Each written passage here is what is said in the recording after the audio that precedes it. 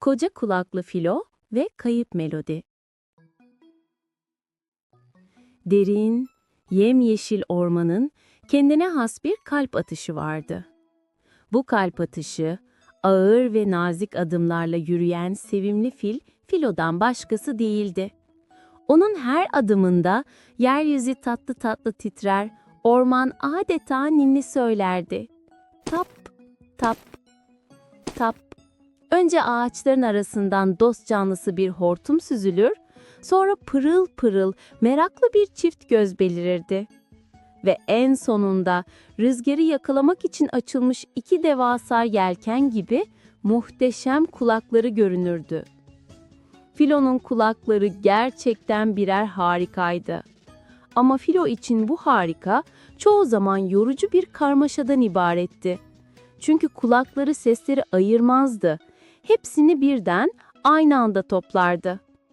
Arkadaşı Bilge Baykuş'un anlattığı en komik hikaye, sincapların meşe palamudu kavgasıyla, derenin şırıltısıyla ve bir karınca kolonisinin telaşlı yürüyüşüyle iç içe geçer, birbirine dolanan bir gürültü yumağına dönüşürdü.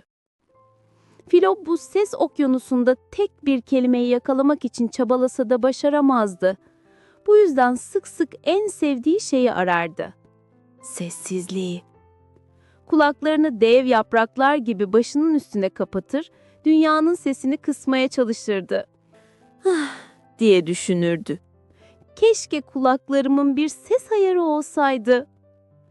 Yine böyle gürültüden bunaldığı bir gece, ay gökyüzünde parlak bir inci gibi asılı dururken, Filo kendine en sessiz köşeyi bulmuştu.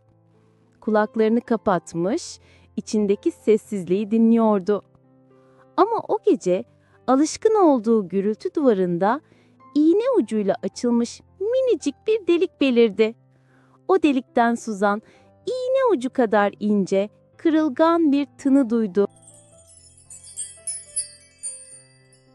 Bu ses bir ağlama gibi hüzünlü, bir ninni gibi kırılgandı. Gümüş bir iplik gibiydi ve diğer bütün seslerin aksine Filo'nun kalbinin ta içine dokunuyordu. Merakı yorgunluğunu yendi. Hayatında ilk defa bir sesi sadece duymak için değil, onu anlamak için kulaklarını dikkatle araladı. Gürültü yine hücum etti ama Filo bu kez pes etmedi. O karmaşanın içinde o incecik melodiyi bir ip gibi takip etti. Tap, tap, tap. Dev gövdesine tezat bir incelikle ayakları onu yaşlı çınar ağacının oyuğuna götürdü. Kocaman başını nazikçe oyuğa uzattığında orada kuru bir yaprağın üzerinde titreyen minicik bir varlık gördü.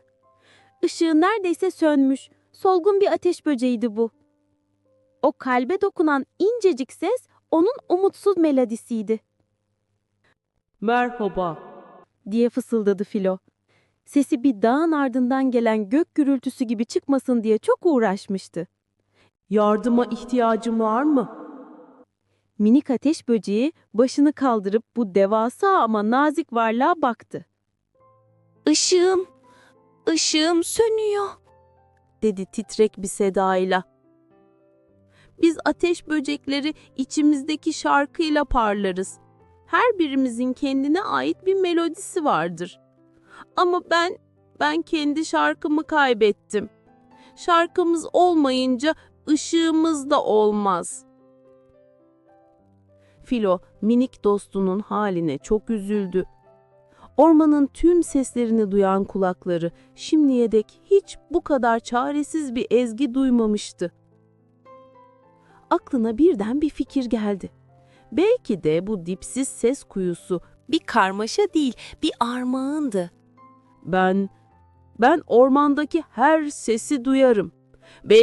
Belki senin melodinin yankısı da bu seslerin arasında bir yerdedir. Filo gözlerini kapadı.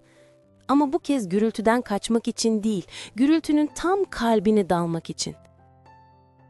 O anda Filo dev bir orkestra şefine dönüştü.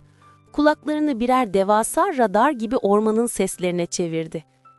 Rüzgarın ağaçlar arasındaki hışırtısını, bir kenara koydu. Uyumakta olan ayının horultusunu başka bir kenara. Gece kuşlarının ötüşünü nazikçe zihninin bir köşesine yerleştirdi. Bir orkestra şefi gibi tüm sesleri ayrıştırıyor, tek bir enstrümanı, kayıp bir notayı arıyordu. Dakikalar geçti. Filo ormanın en derin sessizliğinin içindeki sesleri bile dinliyordu. Ve sonra işte oradaydı. Bir çiğ damlasının yapraktan düşme anının hemen arkasına saklanmış, neredeyse duyulmaz, tatlı ve umut dolu bir melodi. Minik ateş böceğinin kaybettiği kendi şarkısı. Filo yavaşça hortumunu kaldırdı ve bulduğu o eşsiz melodiyi mırıldanmaya başladı. O mırıldandıkça ateş böceğinin solgun ışığı önce titredi, sonra güçlendi. Filo'nun namesi yükseldikçe ateş böceğinin ışığı bir kıvılcımdan küçük bir aleve, alevden avuç içi kadar parlak, sıcacık bir ışık topuna dönüştü. "Şarkım, benim şarkım," diye cıvıldadı ateş böceği sevinçle. Adı Işıltı'ydı. Etrafına altın rengi ışıltı yayıyordu. Minik dostumuz, Filo'nun hortumunun ucuna kondu ve minnetle ona baktı. "Senin kulakların bir karmaşa değil, bir hazineymiş," dedi Işıltı.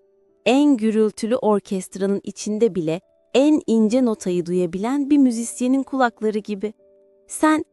Sen ormanın kayıp melodilerini bulan muhafızısın." Filo o an anladı. Kulakları ona dünyayı susturmak için değil, dünyanın en sessiz yardım çağrılarını, en kaybolmuş notalarını bile duymak için verilmişti. O gürültüden kaçan fil değildi artık. O, ormanın ahengini koruyan, koca kulaklı, iyi kalpli muhafızıydı. O günden sonra Işıltı her gece Filo'nun devasa kulaklarından birine konup ona en parlak ışığıyla yol gösterdi.